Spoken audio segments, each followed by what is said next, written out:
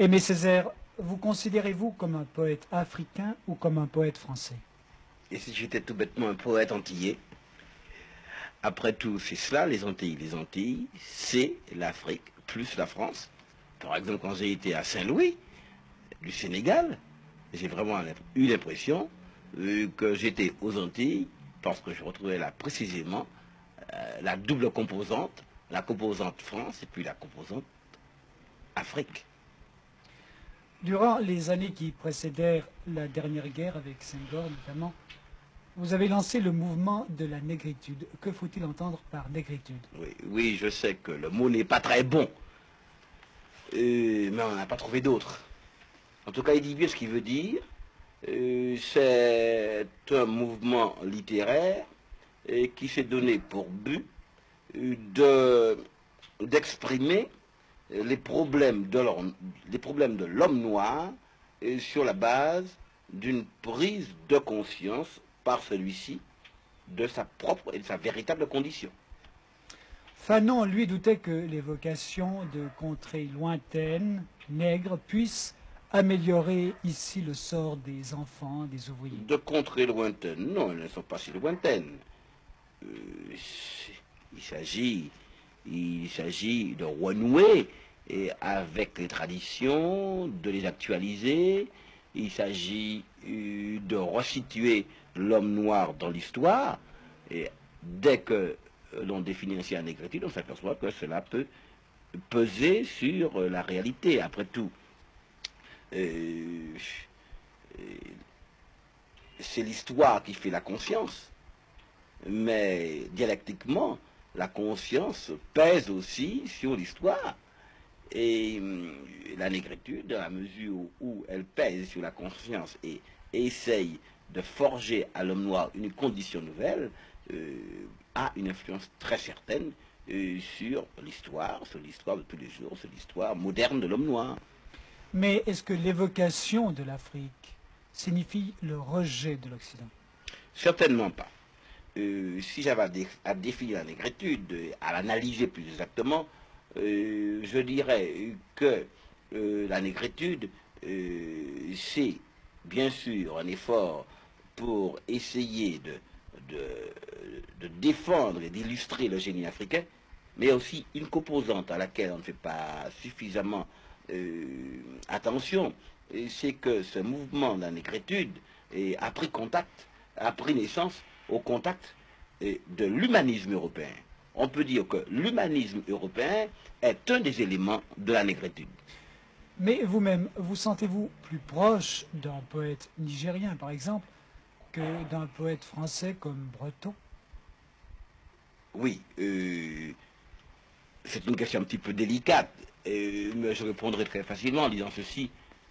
Après tout, je collabore à une revue qui s'appelle, et je milite au sein d'une revue, et qui s'appelle Présence africaine, et je n'écris pas dans les lettres françaises.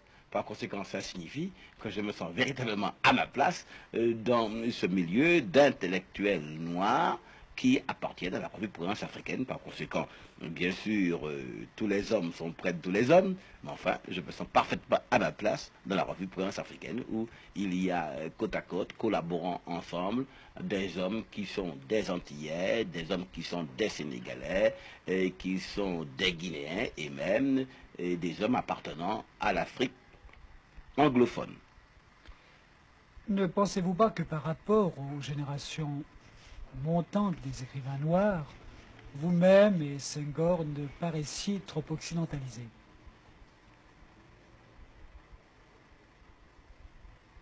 Il est vraisemblable que nous appartenons à une génération de transition. C'est tout à fait vraisemblable. Mais enfin, ça ne nous effraie pas. D'abord, c'est parce que c'est la condition même de l'homme que d'être dépassé. Nous souhaitons fort être dépassés. Et nous-mêmes, nous avons préparé ce dépassement. Mais ça signifie simplement que nous sommes situés dans l'histoire, à notre place, à notre juste place, à une place qui ne dépend pas de nous, ainsi vont les choses. Mais nous considérons que le message que nous aurons délivré, quelles que soient les péripéties ultérieures, ce message gardera sa valeur et sa raison d'être. Dans certaines de vos œuvres, vous avez marqué un retour au folklore antillais. Pourquoi est-ce que vous n'avez pas poussé l'expérience jusqu'au bout et écrit en créole? Vous avez parfaitement raison. Je ne suis pas du tout créolisant. Pas du tout créolisant pour plusieurs raisons. Et c'est que peut-être j'ai très fort le sentiment de l'infirmité de cette langue qui s'appelle le créole, qui me paraît vraiment une petite langue régionale, d'une portée extrêmement limitée, non pas du tout que je la méprise, mais enfin pour en faire un instrument valable, il aurait fallu faire sur cette langue un effort aussi prodigieux que celui que les gens de la Pléiade ou les hommes du XVIe siècle ont fait sur le français, et pour en faire un instrument valable et utilisable. Est-ce que vraiment en 1962 cela en vaut la peine? Je n'en suis pas sûr.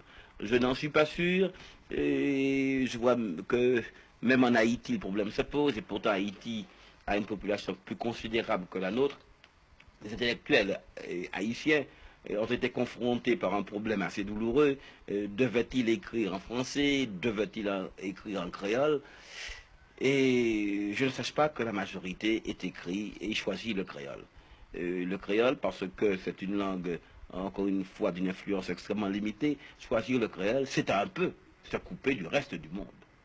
Monsieur le Président, où avez-vous personnellement puisé les sources d'inspiration de votre poésie? Y a-t-il chez vous une inspiration purement africaine? Je crois que la moitié de mes poèmes ont été inspirés, je ne dis pas seulement par le Sénégal, mais par deux cantons où j'ai passé mon enfance, le canton de Fimela et le canton de Joal. J'ai donc puisé l'essentiel de mes thèmes poétiques dans mon enfance et dans mon terroir. Quels sont les thèmes de cette inspiration? Les thèmes de cette inspiration sont la terre africaine,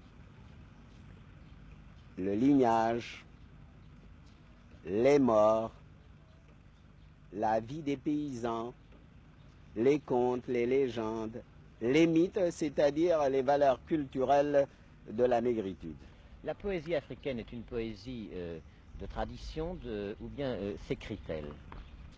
La poésie négro-africaine traditionnelle est essentiellement une poésie orale, bien qu'il y ait au Sénégal des textes écrits, singulièrement chez les Peuls et chez les Wolofs islamisés. Mais il faut distinguer dans la poésie orale la poésie populaire, les poèmes que les non-professionnels peuvent composer et chanter, par exemple les poèmes de lutte, les poèmes de travail, les contes, etc.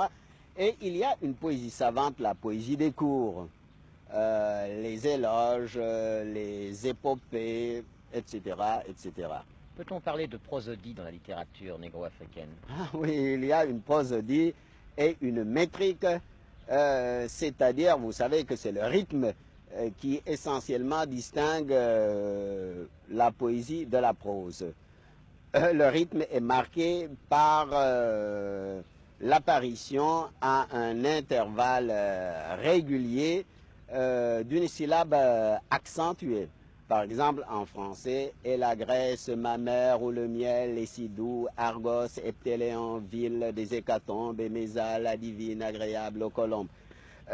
Chez nous, c'est la même chose. Vous avez par exemple ce poème qui est un tétramètre, c'est-à-dire il y a 4 syllabes accentuées. Et entre 2 syllabes accentuées, il ne peut y avoir que 3 syllabes. Par exemple, Yagana, Yagana, Yagana, Degele, Yagana, Daoren, Sogenyo, Degele, Webisimla, Diamandor, Andidor, Degele, Laulachat, Laulachel, Laulabet, Degele, etc. Mais, entre ces 2 syllabes accentuées, il peut y avoir un silence, c'est-à-dire que, donc, dans un mètre, vous pouvez avoir 3 syllabes, 2 syllabes, une syllabe ou le silence. C'est le tam-tam qui marque le rythme de base. Alors ce rythme de base est despotique et constant, de telle sorte que le poète, solidement appuyé sur ce rythme de base, peut se livrer à toutes les fantaisies et il n'y a pas de risque qu'il y ait un vers faux. Car le rythme est tellement despotique que vous êtes enfermé dans le rythme. Mais le rythme, au lieu d'être un esclavage, est au contraire une liberté et une libération. Voilà essentiellement les principes sur lesquels repose la prosodie et la métrique négro-africaine, ou du moins sénégalaise. Senghor est chef d'État, vous-même êtes député-maire. Ce goût de l'engagement politique, est-ce qu'il se retrouve chez les jeunes écrivains? Je le crois. Et ce goût de l'engagement subsistera tant que subsistera la condition coloniale. Avez-vous remarqué que ce n'est pas du tout propre ou au Sénégal ou à la Martinique? Dans tous les pays coloniaux, l'intellectuel a cru devoir et s'est senti obligé de prendre parti. Et l'intellectuel est un homme politique. C'est une des caractéristiques des pays coloniaux. Et des pays sous-développés. Sartre a dit « Ce n'est pas par hasard que les chantres les plus ardents de la négritude sont en même temps des marxistes-léninistes. » Il pensait à vous, à Jacques Roumain, à Nicolas Guillen. Est-ce que vous pouvez peut-être expliquer cette pensée, cette parole de Sartre? Je ne pose pas le problème exactement dans les mêmes termes. Il se trouve effectivement que je suis marxiste de formation. Je n'appartiens pas à une école stricto sensu, mais enfin, ça a été ma formation. Certainement, je suis marxiste, mais je crois que l'essentiel, c'est pas tellement d'être marxiste, que d'être lié à son peuple et d'être soudé à son peuple. Par-delà les étiquettes d'école, je crois qu'il y a, c'est cela la condition essentielle d'une créativité quelconque. Ici au Sénégal, nous sommes partis de la négritude et puis nous sommes tombés dans une impasse. Le socialisme nous a tirés de cette impasse, mais nous sommes tombés dans une autre impasse qui peut être exprimée par la lutte des classes et l'athéisme, et le père Théard de Chardin nous a tirés de cette impasse en nous montrant que la lutte des classes n'était qu'un aspect particulier de la confrontation entre groupes technico-professionnels. Et le père Théard de Chardin nous a montré également que l'athéisme n'était qu'une postulation d'origine chrétienne contre les déviations des chrétientés historiques. Et le père Théard de Chardin a, si vous voulez, réhabilité la raison, n'est-ce pas, à nos yeux, la raison discursive européenne, en nous montrant que la véritable raison est une symbiose de la raison discursive, de la raison œil et de la raison intuitive de la raison étreinte négro-africaine. Et c'est ainsi que le père Théard de Chardin nous a permis de dépasser la contradiction de la négritude pour aboutir à la symbiose et à la civilisation de l'universel. Civilisation de l'universel où la raison étreinte, où les valeurs culturelles négro-africaines seront une contribution positive, n'est-ce pas, à l'élaboration de cette civilisation. Mais c'est une forme d'existentialisme, au sens philosophique du mot, bien entendu. Oui, oui, c'est une sorte d'existentialisme, mais non pas d'existentialisme automatique, mais d'existentialisme dirigé. Sous quelle forme? Sous forme de la conscience?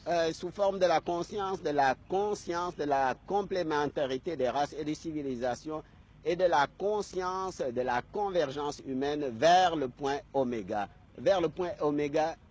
qui est l'amour. Et vous savez, pour le père Théard de Chardin, le but de nos recherches, le but de l'activité humaine, c'est l'unité humaine dans l'amour. Et c'est ainsi que le père Théard de Chardin rejoint un des grands principes d'unification, de vitalisation, d'hominisation de la négritude, qui est le dialogue, l'union, l'amour-union. Dans votre discours sur le colonialisme, vous avez dénoncé le racisme blanc.